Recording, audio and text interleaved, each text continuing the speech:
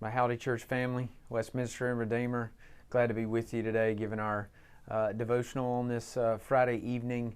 And as you know, we're working our way through the book of Luke, and today my assignment was Luke chapter 3, and I began looking at it. And actually, I'd invite you definitely to go read that chapter because it's really a passage that's full of judgment.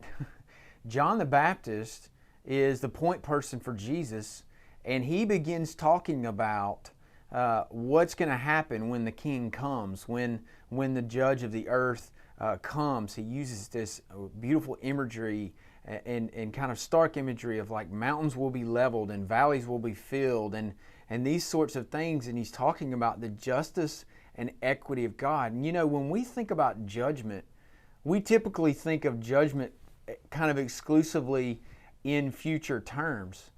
But John the Baptist is saying, no, the judgment started when the judge showed up. And I think that's important for us to kind of realize, because I think it means a couple of different things. I think one of the things it means is that it provides a lot of clarity for your life. In this sense, and I think John the Baptist is saying, in one sense, there's not going to be any surprises when Jesus comes back. There's not going to be any surprises. His judgment against sin and evil and death has actually already occurred. And so I bring you news of judgment on this Friday from Luke chapter 3. But something interesting also is in this passage.